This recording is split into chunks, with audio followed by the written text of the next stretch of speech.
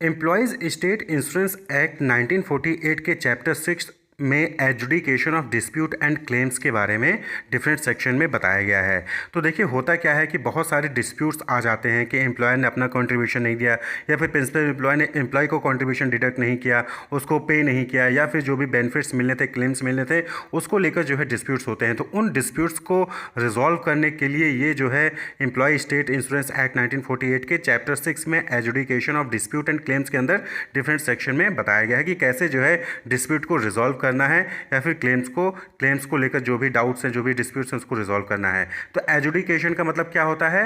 The act of judging a case, competition और argument और of making a formal decision about something. तो जो disputes हैं, जो क्लेम्स हैं, उससे रिलेटेड जो भी कॉम्पिटिशन या फिर आर्ग्यूमेंट या फिर जो भी डिस्प्यूट्स होता है, उसको जज करने के लिए, उसको रिजॉल्व करने के लिए इस सेक्शन में बताया गया है। तो सबसे पहले कि अगर एम्प्लॉय स्टेट इंश्योरेंस एक्ट 1948 के तहत जो भी बेनिफिट्स हैं, जो भी कॉन्ट्रीब्यूशन है, उसको लेकर कोई इशू आता है, तो उसके लिए जो है एक एम्प्लॉयज़ इंश्योरेंस कोड जो है वो कॉन्स्टिट्यूट किया जाएगा। सेक्शन 74 में इसके बारे में बताया गया है कि जो स्टेट गवर्नमेंट होगी वो गैजेट, ऑफिशियल गैजेट नोटिफिकेशन जारी करके एम्प्लॉयज़ इंश्योरेंस कोड जो है वो कॉन्स्टिट्यूट करेगी, यानी कि बनाएगी। क्लियर? और इसमें जो है कौन होगा ऑफिशियल? तो एनी पर्सन हु इज़ और has been a judicial officer और is a legal practitioner of 5 years standing shall be qualified to be a जज of the employees insurance code. तो जो एम्प्लॉय इंश्योरेंस कोड बनाएगी government, state government, उसमें जो जज होगा वो या तो जुडिशियल ऑफिसर हो या फिर लीगल प्रैक्टिशनर हो, जो कि 5 year का उसके पास जो है एक्सपीरियंस होना चाहिए। क्लियर? तो यहाँ पे पहली चीज़ तो क्लियर हो गई कि अगर कोई डिस्प्यूट या फिर क्लेम होता है एम्प्लॉय स्टेट इंश्योरेंस एक्ट 1948 के तहत, तो उसके एजुडिकेशन के लिए एक एम्प्लॉय इंश्योरेंस कोड जो है वो बनता है एज पर सेक्शन 74। उसके बाद अब सेक्शन 75 में बताया गया है कि कौन कौन से मैटर्स हैं जो कि एम्प्लॉयज़ इंश्योरेंस कोड में डील किए जाते हैं। क्लियर? तो whether any person is an employ within the meaning of this act और whether he is liable to pay the employees contribution, तो जो है वो एम्प्लॉय इंश्योरेंस कोर्ट में जा सकता है अगर उसके पास डिस्प्यूट है। द रेट ऑफ वेजेस और average daily wages of an employee for the purpose of this act, तो इस एक्ट को लेकर जो भी रेट ऑफ वेजेस है या फिर एवरेज डेली वेजेस है, उससे लेकर कोई डिस्प्यूट है तो इस इंश्योरेंस एम्प्लॉय इंश्योरेंस कोर्ट में जा सकता है।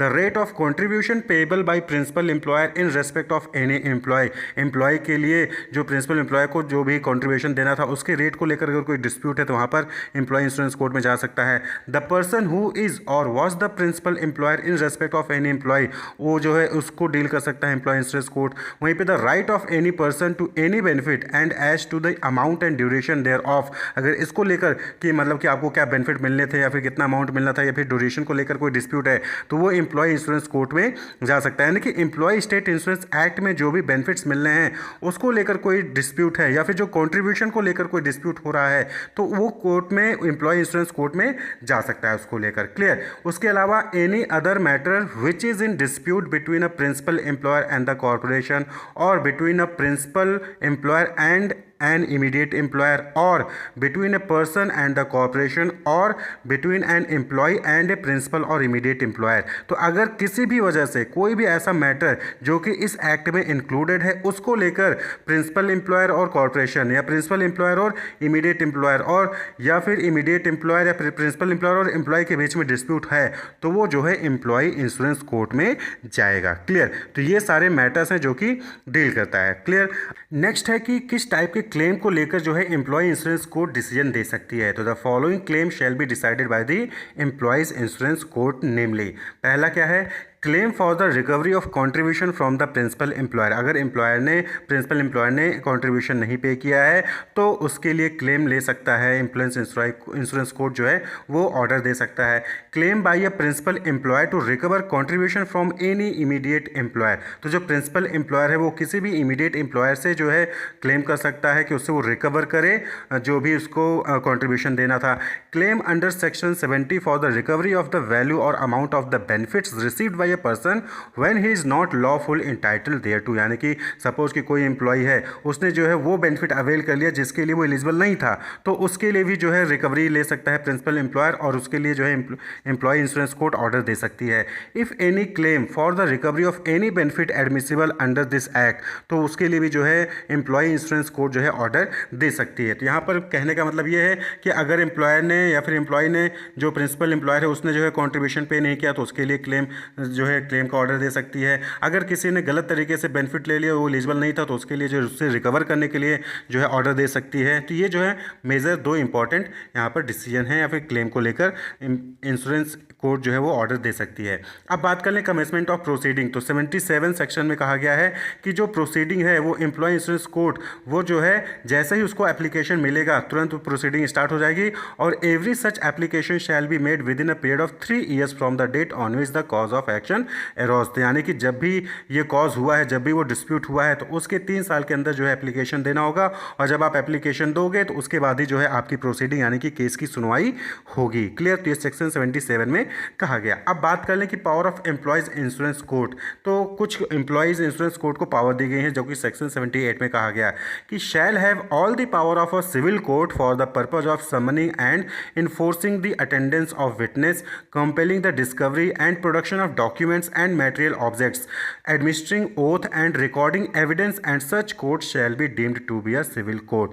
तो यानी कि जो एम्प्लॉयज़ इंश्योरेंस कोर्ट है वो सिविल कोर्ट के इक्विवेलेंट माना गया है, और उसके पास ये पावर है कि वो किसी को भी समन भेज सके, किसी को भी विटनेस के लिए बुला सके, कोई भी डॉक्यूमेंट है उसको मांगा जा सके कि डॉक्यूमेंट आप प्रोवाइड करिए, कोई भी जो है वहाँ पे ओथ मांगा जा सकता है, लिया जा सकता है, एविडेंस को रिकॉर्ड किया जा सकता है, यानी कि सिविल कोर्ट के जैसा उनके पास पावर रहता है, हालांकि रेस्ट्रिक्शंस के साथ ये सारे पावर रहते हैं। The employees insurance court shall follow such procedure as may be prescribed by rules made by the state government, तो जो भी स्टेट गवर्नमेंट रूल बनाती है वो एम्प्लॉय इंश्योरेंस कोर्ट को फॉलो करना पड़ेगा। वहीं पे जो ऑर्डर एम्प्लॉय इंश्योरेंस कोर्ट देगी उसको जो है इन्फोर्सिबल माना जाएगा, उसको जो है फॉलो करना पड़ेगा और सिविल कोर्ट के इक्विवेलेंट माना जाएगा। And order of the employees insurance court shall be enforceable as if it were a decree passed in a suit by civil court, यानी कि जिस तरीके से सिविल कोर्ट जो ऑर्डर देता है वो इन्फोर्सेबल होता है, उसको फॉलो करना पड़ता है, उसी तरीके से जब एम्प्लॉय इंश्योरेंस कोर्ट कोई ऑर्डर देगा तो उसको जो है फॉलो करना होगा। डिग्री का मतलब होता है an official order given by government और ऑफिशियल यानी किसी पर्सन द्वारा। ठीक है, अब बात कर लें कि अपील, यानी कि अगर जो है एम्प्लॉय इंश्योरेंस कोर्ट ने कोई केस का ऑर्डर दे दिया, उसने क्लेम का ऑर्डर दे दिया किसी प्रिंसिपल एम्प्लॉयर को या फिर जो है एम्प्लॉय के लिए, तो उसके अगेंस्ट आप जो है अपील कर सकते हैं। तो सेक्शन 82 में कहा गया है कि an appeal can be made to high court from an order of an employee insurance court.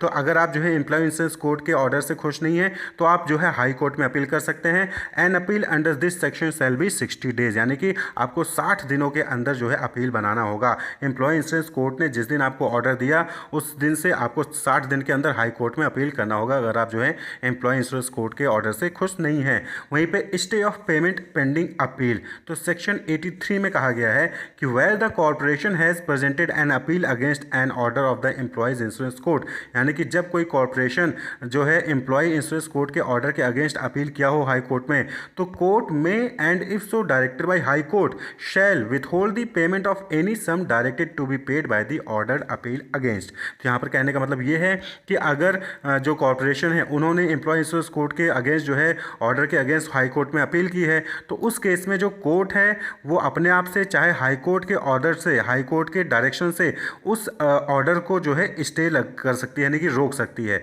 अब सपोज कि जो एम्प्लॉय इंश्योरेंस कोर्ट है उन्होंने कह दिया कि कॉर्पोरेशन को 1 लाख रुपए जो है अगले महीने तक सबमिट करना है। अब फिर एम्प्लॉय इंश्योरेंस कोर्ट की इस ऑर्डर के अगेंस्ट जो है कॉर्पोरेशन हाई कोर्ट में अपील कर देता है, तो जो 1 महीने के अंदर 1 लाख रुपए जमा करना था कॉर्पोरेशन को, उस पर स्टे लगाया जा सकता है। यानी कि अब उसने अपील कर दिया हाई कोर्ट में, तो जो कोर्ट है या फिर हाई कोर्ट के डायरेक्शन पे 1 लाख रुपए जो 1 महीने के अंदर जमा करना था वो रुक जाएगा, यानी कि अभी आपको 1 लाख रुपए जमा करने की जरूरत नहीं है। जब हाई कोर्ट में सुनवाई हो जाएगी उसके बाद जो फाइनल डिसीजन आएगा उसके बाद फिर आपको जो है उसके अकॉर्डिंग वहाँ पर एक्टिविटी परफॉर्म करनी पड़ेगी। क्लियर?